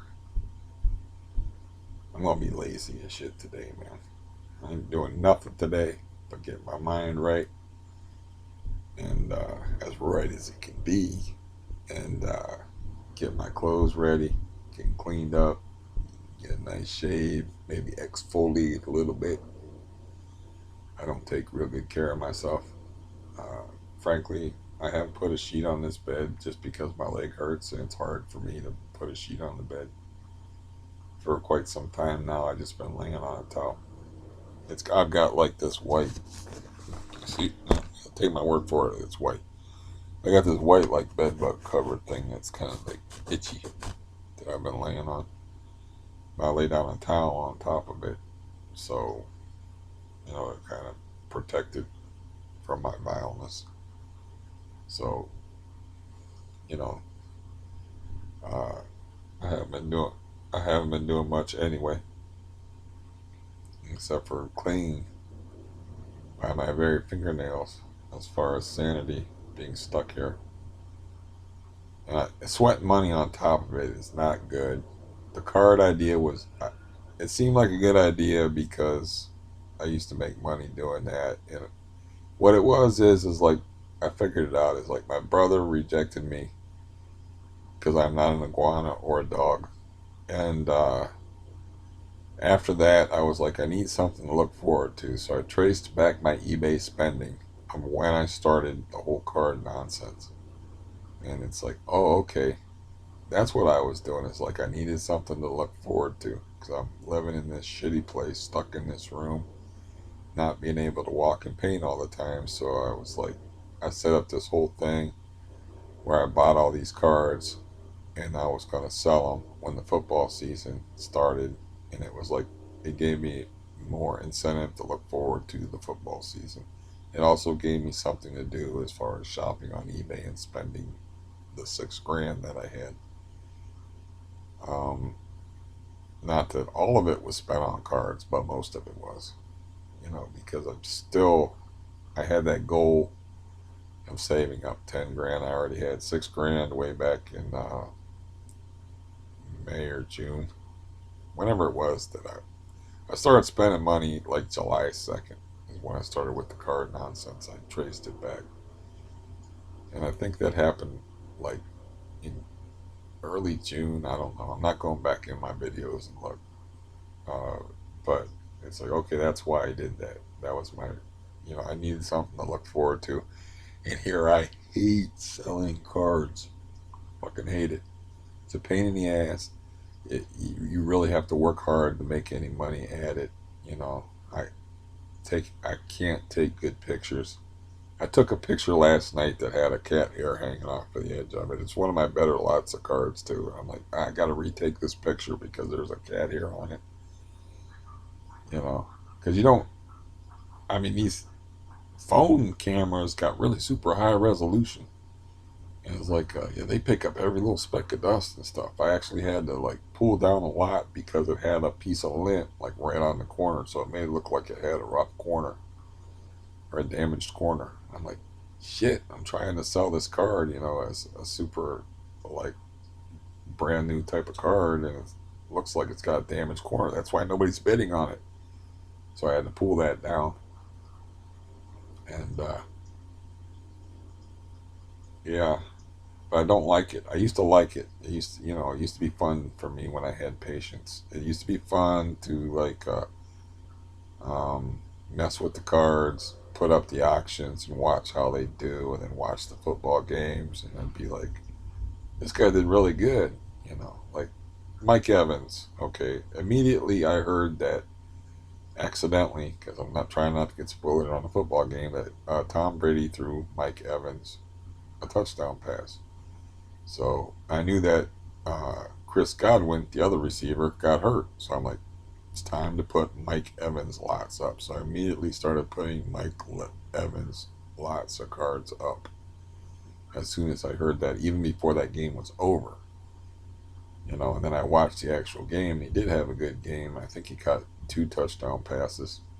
And Brady is having trouble getting in sync with the Buccaneers. After all, he was a Patriot for like 20 years. He likened it to being married and then dating a new girl after you get divorced. He's like, we don't really know each other yet. So some of the throws look to me like just bad throws. The dude's 43 years old, playing football. So he he's had to have lost something in 20. The idea of a 43-year old quarterback like in the 70s get you laughed at, or in the 80s would get you laughed at, but they have all these rules protecting quarterbacks now where you can't breathe on them too hard. So, um, anyways, whatever. Who cares what point I had, right? Just more boring sports talk. But it really makes it hard to concentrate when you got that in your ear from outside there. I wonder if when I play this back, I wonder if that's going to even show up. That that it's kind of hard to concentrate. I mean, I have trouble concentrating anyway because of severe chronic pain and benzodependence. Actually, do pretty good, I think, most of the time. But yeah. So the point being about the sports card thing is like I used to enjoy that kind of shit. I don't enjoy it, but now I'm stuck because I've got like thousands of dollars of cards that I have to sell, and you don't want to waste your time, so you have to do it carefully. You have to actually follow the injury reports. Like Debo Samuels, as I said, is hurt now. Uh, San Francisco had a catastrophic game, man. It was stretcher city, man. Two of their main guys were carried out on a cart. The modern day stretcher. He loved the cart with the motorized thing where they can't walk at all. They won't. They don't even risk them. Um, but Nick Bosa was one guy in there. So you have to follow the injury reports. You have to follow the games. And I used to like doing this kind of stuff. And now, like, I don't. My nervous system isn't wired for it anymore. So I don't really like doing it. It's like now I'm stuck doing it. My stomach is making noises to go along with the yapping little dog outside, and the street the street noises have died down a little bit for the time being. But Stampy's taking up the slack up there. But yeah, hopefully I'll just be doped up. Frankly, I'm just gonna be doped up for my appointment. I mean, hopefully I won't fall over or pass out, but I haven't been out of here in so long, and if you've had my medical history, you'd understand. I mean, my last doctor, I'm checking my last doctor to see when he's going to get tried for raping an 11-year-old. I mean, that's at least that guy.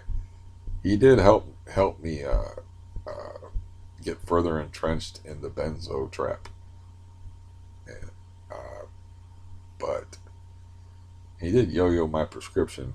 He would go from 60 to 30 to back up to 60, and I was like, oh, enough with this yo-yo shit. I'm applying my own dosage. The hell with you. That didn't take very long for me to reach that decision. Yeah, he would yo-yo. He did. He did that toy thing with the string a couple of times, with me being the toy and him being the string puller a couple of times where, 60-30, 60-30, you know. And it's after the one time I was ready. I was ready, man. It's like, uh, I knew you were going to yank the carpet out from underneath me, so I got this big old bottle of pills stashed over here. And so, I'm ready for you, you bastard. But even before that, just here recently, since I've been talking on the internet on a regular basis, uh, I was talking to the fat liar bitch about this because she was diagnosed with bronchitis, and then she found out, went to another doctor, and they told her she had walking pneumonia, and they were giving her the wrong antibiotic. And I'm like, oh, come closer, honey. I need a little case of walking pneumonia. My life's not exciting enough. But anyways, I'm like, yeah, I'm familiar with that because uh,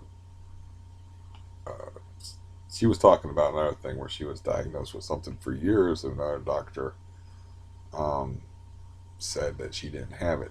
And she's like, well, what about all these other doctors that said I did have it? It's like, I had that one doctor where I went to pain management, and all they did was prescribe me the same thing that my doctor was prescribing me, which was gabapentin slash Neurontin. Anyways, they didn't do nothing else. I didn't go back and see the dude because, like, that's the best you got. But he was like, I don't think you have CRPS. I think all those doctors for 30 years are wrong. I think you have weird feet and weird legs for some other reason, and that you walk like a retarded ostrich for some other reason besides that. Therefore, I'm going to inject you with a radioactive isotope and put you through a 6-hour test and then tell you that what is really afflicting you, son, is inconclusive. Now, this inconclusive disease we do not know how to cure yet, but we are working on the research. We do have a foundation set up where we may be able to cure you from inconclusive, and you can be conclusively cured. But that's what they said about it. It's like, he put me through this test, and I was like, I've said this before, but I went back in, and I'm just waiting to hear the results of this stupid test I went through, where they, injected me with a isotope and then made me sit in an MRI machine for a week, and lay in this MRI machine and with earplugs in, and they're like, we could give you like a small dose of Valium. I was taking Xanax at the time, and I'm like, no, that won't be necessary. I brought my own. I didn't say that, but I took a couple of Xanax before I went in there. They were like, go in this room and take your clothes off, and there's a little locker in there and everything. And I'm like, these will kick in. I think I already had taken one in the waiting room, so I knew I'm claustrophobic, so I don't do the whole stuck in a tunnel thing very well. Like the worst horror movie of all time for me is The Descent, with all the women stuck in a cave. The beautiful women did not distract me from the fact that they're stuck in a cave, like, and crawling through very small places. And I'm not even going to go into like any symbolism or anything like that. All I know is it was a fucking nightmare. I was so happy when the flesh-eating cannibals showed up. It made me, oh, thank God the flesh-eating cannibals are here and they're ripping them apart. And there's open spaces. At least there's open spaces, man. If you've ever seen The Descent, you'll get that. But anyways, guy puts me through all these tests and then just says that it's a jerk off. It's a waste of time. It was inconclusive results. They don't know. In other words, you might have it, you might not have it, but guess what? In the medical game, they don't treat inconclusive. They only treat conclusive. If the test said I had CRPS, they treat me for CRPS. But since his test said inconclusive, he just gave me some Neurontin for neuropathy because my doctor was already giving it to me anyway. So I'm like, see ya. I don't even remember the guy's name. I can't remember the guy's name, but that was like, I don't know, a year and a half ago. I saw that guy. You may remember the story if you've been with me that long. I don't know.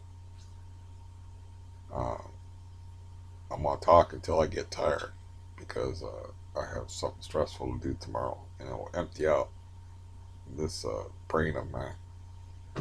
And you're doing the Lord's work listening to me because it's gonna like help de-stressify me for tomorrow, hopefully, and I won't have to take. I'll be able to sleep tonight because I won't have any thoughts running through my head because I just expressed them all over the computer. And I'll have enough sleep for my appointment, and I'm sure I'll be nervous as fuck no matter how much dope I take, but maybe I won't have to take too much dope. I just bring some with me in my pocket, and I chew gum, and I take some before I go, and then if I need to, while I'm in the car, if I need to, while I'm in the doctor's office, I just dry swallow them, but not so dry if you have gum in your mouth. And get as doped as I need to be to get through whatever it is I got to get through. There's all kind of noises outside right now. I don't even want to know what that cat's doing. Yeah, I wish that cat was not here. And in a couple, it could be, depending upon how fast he declines, it could be in a few months. He will wish he was not alive. They don't think like that. All they think is like, you see the hurt in their eyes. You see how miserable they are. Like unlike me, where I'm a poker player. The animals, you just look in their eyes, you can see how much pain they're in or how much suffering they're going through. Um, but yeah,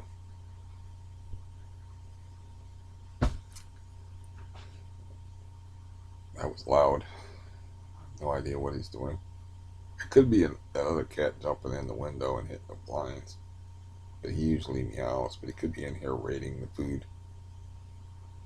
Um, a slow gray cat that I throw food to and talk to out the window in my bathroom. I even have like a little Tupperware container on my toilet tank.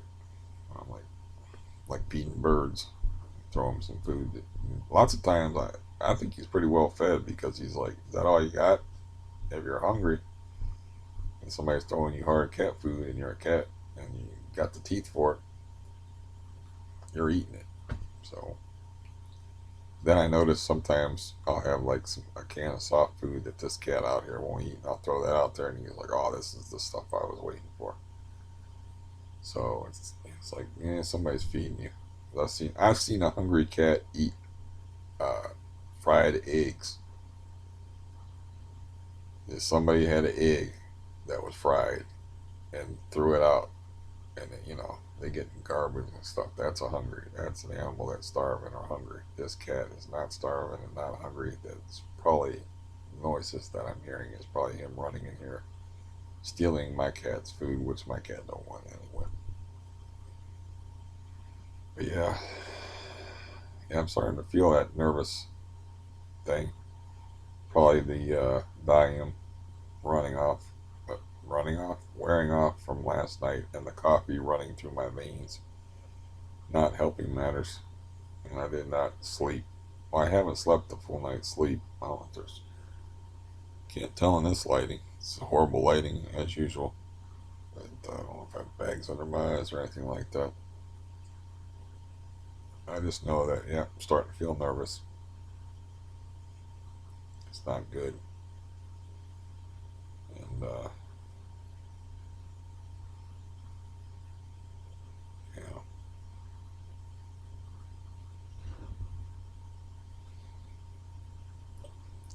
just have to think, like, you know, no is a very important word. So I just tell them, like, nope, not doing that. Not doing that. Nope, sorry. Don't care if you're a doctor. You don't want me as a patient. That's cool. Whatever. You know, because they'll get like I may have mentioned before, or may or may not remember, they had a Seinfeld episode where doctors will mark down difficult patient if you don't cooperate with them. And Elaine I think on the Seinfeld show, got marked as a difficult patient. So every time they would open their chart, they would say, so you go to different doctors trying to get help, and they'd be like, mm. She's like, it was a Seinfeld episode. I don't remember. That show was on in the 90s.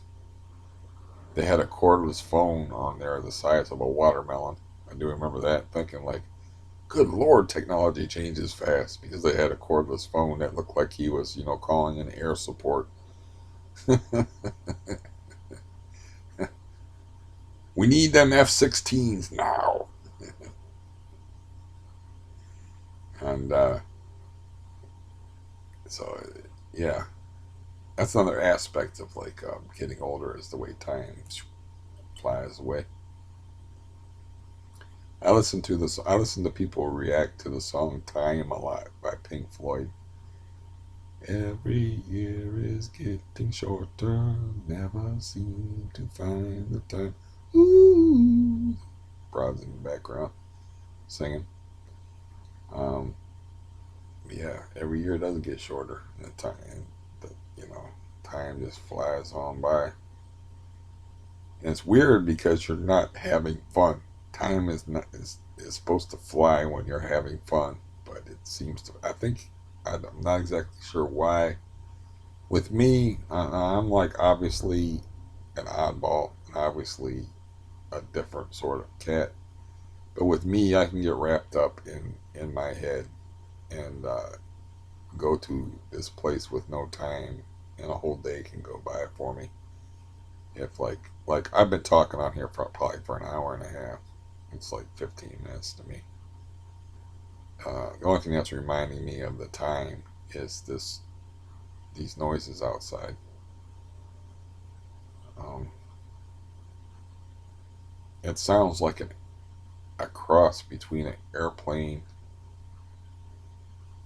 and a coffee grinder. So yeah.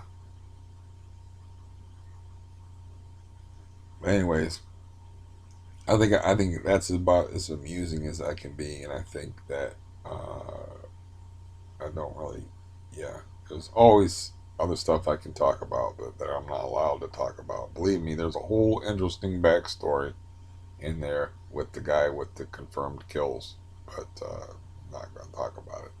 Can't talk about everything on the internet. Sorry, you know. Wish I could. I can only allude to things, and I, most people wouldn't even tell you that they were giving away their prescription drugs to somebody illegally. So, hey, you got that much out of it, or that this guy is killed. Literally, literally, SF. You probably know what that stands for, but they have, uh, or SPO.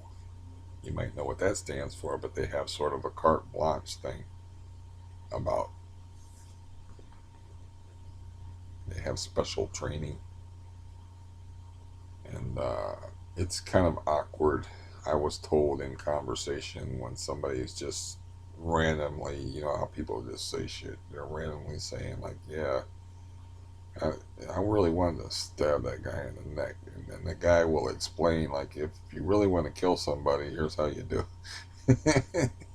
It kind of brings that it brings the vibe down a little bit if you bring it into the realm of reality of like which artery you want to hit, like where you want to put the knife in and stuff like that.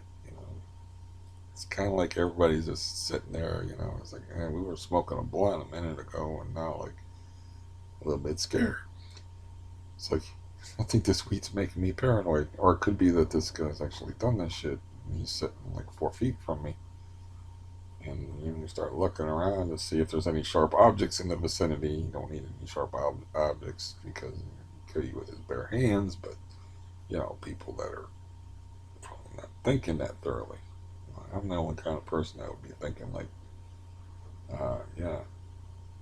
As soon as I met the guy, I was like, oh, this guy can kill me. I was like, I made somebody laugh. I was like, yeah, as soon as I met the guy, that's the first thought I had. It's like, oh yeah, this guy can kill me. He doesn't need any props. Yeah, he, he, he does, I wanted to make a carrot top joke about props and killing on stage and comedy, but it's just too much work. I know I'd fail at it, anyways. But yeah, he doesn't need props like Carrot Top to kill. It doesn't. The whole thing doesn't work anyway because Carrot Top now is synonymous with failure. Uh, but yeah, I was talking to my brother the other night, and he's much funnier than I am. He's a very funny guy. But he told this joke, and I'm like, "Is that one of yours, or is that one that you heard?" I'm always trying to be nice and stuff, if I can be truthful and nice at the same time. He goes, "No, that's one of mine." And I was like, "Well, sometimes I can't tell because a lot of times you do professional grade comedy, which he does. Telling you, he could do stand up if he wasn't like the kind of guy that's codependent with cable companies. And he, seriously, funny guy, much funnier than I am, much wittier. Uh, he's out there. He's out there in his own little zone. But yeah, like I said, man, it's like I'm not. Uh, I like to stroke people's egos when it's warranted, you know, and I don't lie to people. Uh, uh, well, I might laugh a little bit more at a pretty woman's joke. Okay, to be honest about that. Just like that's how you know that a woman's interested in you is that they think you're really funny.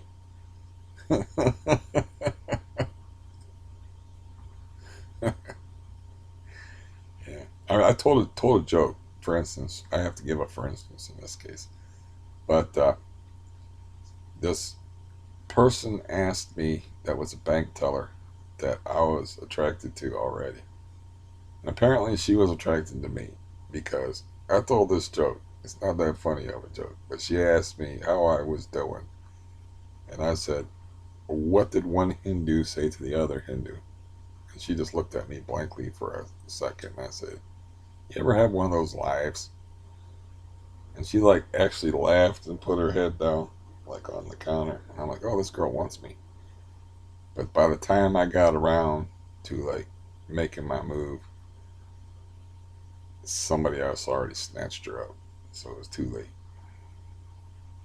You know, I even like I actually asked a coworker about her and gave her a heads up that I was gonna hit on her, which is a weird thing to do, but I was like, uh, "Is so and so working here today?" And he's like, "No," and I'm like, "Yeah, I kind of like her, man. She's a pretty girl or something like that." You know, I don't know. It's in my 20s. I don't know what the fuck I said, but of course she's gonna go around and tell her that, and so she's expecting me to hit on her. And I noticed something weird. I don't know. I'm not the most experienced guy at these things, obviously, but I am a fairly keen observationalist, and that women actually doll themselves up and pretty themselves up. They need a reason. If they don't have a dude and they're unattached, they don't have a reason. So she looked pretty good to me, anyways, when she wasn't bothering with the makeup and the hair and spending a little extra money on herself for looks. And I should have known when she started doing that she was hooked up with somebody else and had a boyfriend and was trying to look pretty for him. So you think that they would look pretty in order to. I guess it's a lot of work. I don't know because it's been a while since I put on makeup and done my hair and stuff and bought new clothes or worn clothes. But apparently, women don't really. You think they would do that in order to attract the guy, to get a guy, and then they would get lazy. But I think what it is like they don't bother doing that unless they feel like they have somebody. to do that work for, or they do that work to catch a guy, so to speak, and then they get married, and then they're more likely to let themselves go to hell appearance wise. I don't know. You know, any women out there want to correct me on this and call bullshit, you can. If you're actually made it this far in this video, because this is getting to be of trollopian length. It is long, because there was a novelist that used to write novels. I think that's a word that Stephen King invented, trollopian.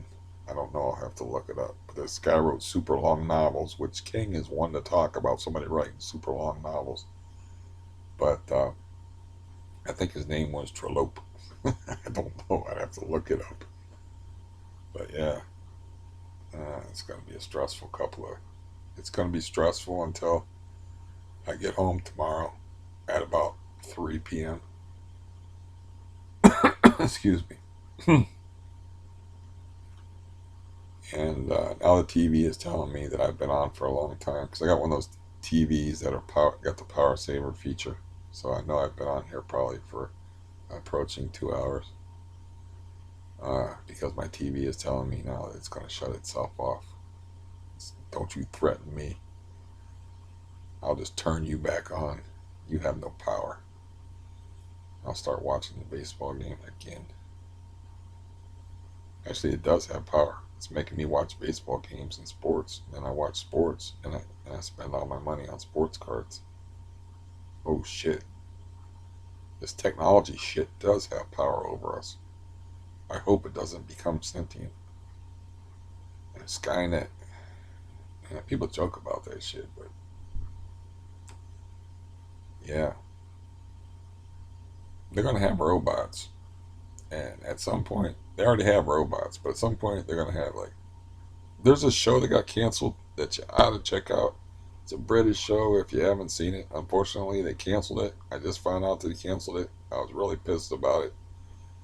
It's a British show called Humans, about set in a not too distant future with robot servants, and they look like us, and you can't tell the difference for the most part until they start talking and acting, and they don't act quite like us. But at some point, they become self-aware, and then shit changes. But I see that happening. You already have like intuitive features on your computer where your computer's anticipating like your behavior. You have it, like, I guess you have it in TiVo, which I don't use, like preference settings and stuff, where it's like, if you watch this you might like this, or like, I got it on the computer though, where like, you bought this, so we're showing you ads for these, you watch these, sort of, they already have like intuitive features. But if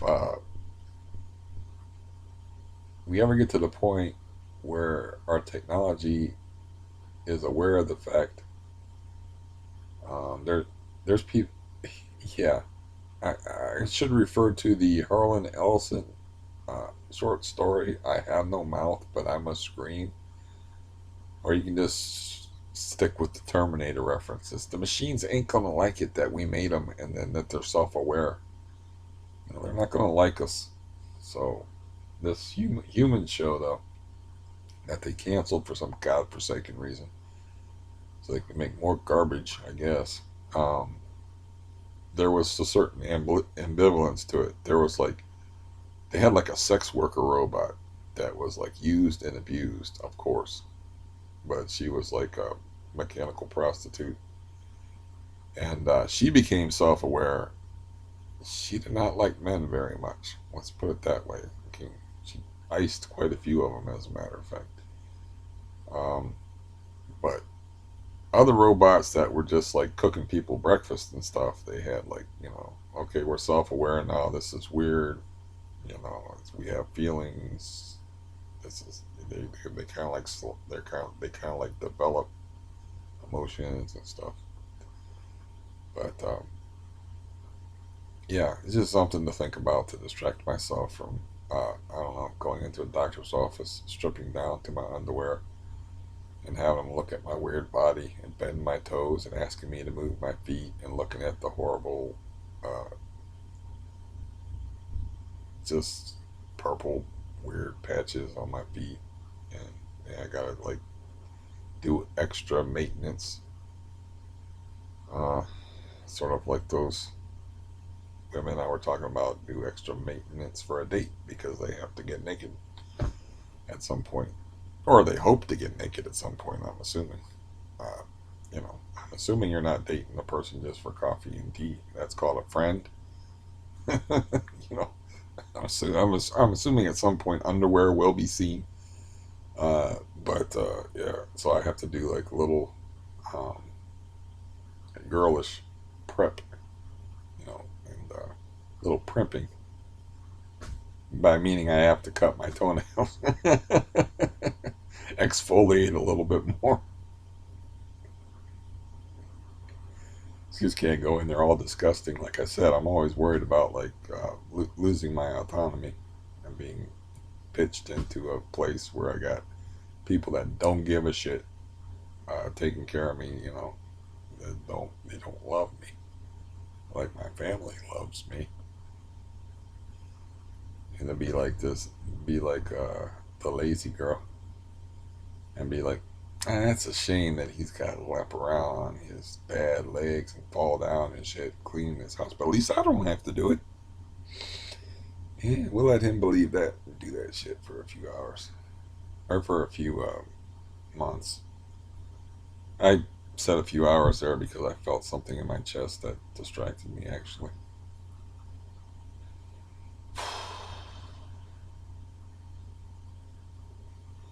Hmm. Yeah. So I guess it's time to dope up and yeah. I, like I said, that's the only thing I'm doing today is to get ready for my date. And tomorrow at 11 a.m. I have to get there at 10:30. Fill out paperwork, which to me is just as bad as it's like usually the worst part of the appointment is the paperwork. Usually, I don't know, what this is going to be tomorrow, how thorough they're going to be about inspecting me. Or if they're just going it could be something simple where like, keep your clothes on. We just want to talk to you because I'm not actually going to see the Dr. Mason guy. I'm going to see his associate.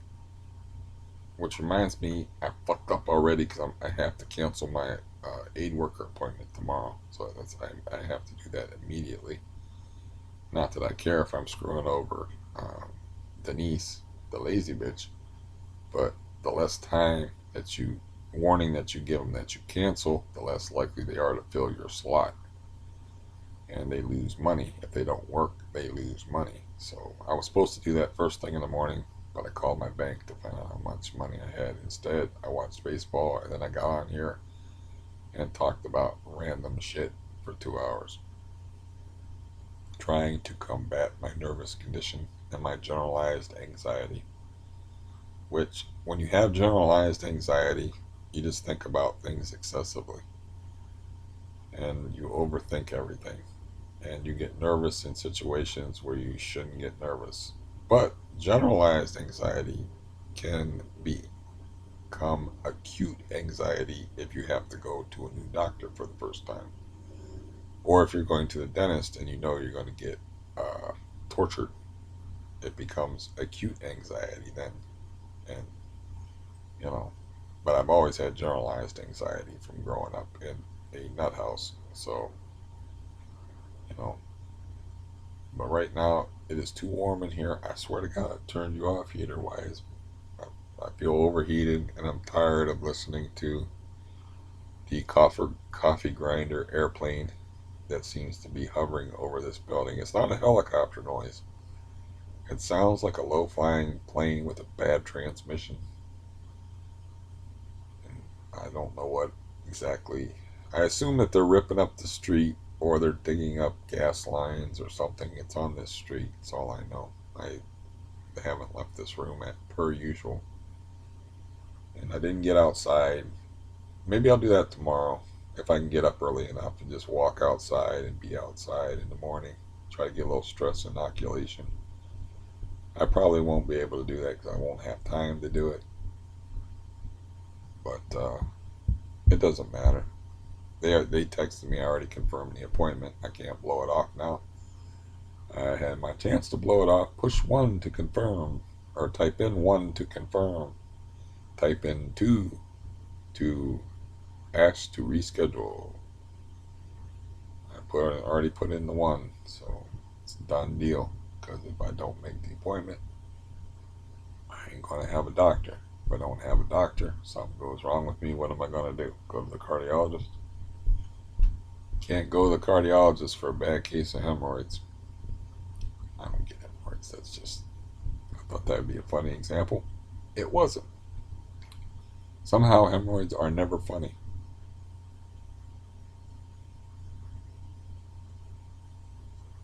Except for maybe if you call someone one, you know, then maybe it's funny. I don't know. This has got to go all the way off. It's all the way turned all the way down. It's got to go all the way off apparently because even on its lowest setting, it's kicking out immense heat for some reason. Which I don't know why this thing is still working because these things die. Like my foster brother turned me on to them, and he's using those oil-filled radiators for years. And he's like, what you do with them is the thing that always breaks on them is the switch. So you just leave the switch on all the time and turn the heat down. You put the switch in the lowest position, leave it on all the time, and just turn down the wheel to where it's on its lowest setting. But it's right there, it's right beside me, it's still kicking out heat. And it's making me hot and aggravated. Like I'm not already aggravated. But at this point, I am tired of myself, and I'm sure you're tired of me too. And so let's end this by saying, I'll just say thank you for hanging around. And I even thank the people that only tuned in for the first 20 minutes. They ain't even listening right now. I'll thank those people too. Because, they give you that average view duration. I think mine's 24 or 27 minutes or something like that, which if you think about it, it's pretty good. If that's your average, that's not bad. It's pretty hard to hold people's attention for 5 minutes nowadays. So I think it's pretty good. I don't know. I could be wrong. I don't know anything about this computer shit except for if they become self-aware, they're going to kill me. My computer will find it. It might, these machines that we use, they are, like I said, they might already be impacting our lives negatively, and they might already be self-aware. It's like I may have already been tricked into spending all my money on football cards. Mm. Just by the fact that you have technology nowadays where you can watch all the football games, and like we got you.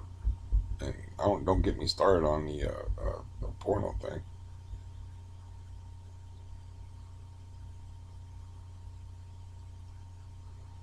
Because football, it's fun to watch and stuff and all, but the other thing's more interesting. Anyways, sayonara. Sayonardo? Okay. I do miss having teeth. My brother was explaining to me why a joke wasn't funny, and it's like, it's not funny because I can't say the words to it. Because, he is pretty much an expert joke teller. So he can actually explain why jokes don't work and stuff like that. And I'm like, no, the joke might have bombed, but I didn't get the words out. So anytime you don't get the words out or you stumble over the punchline, it's not going to work. So your analysis, though appreciated, is not necessary. Uh, now go pet your iguana and talk to your dog. Goodbye.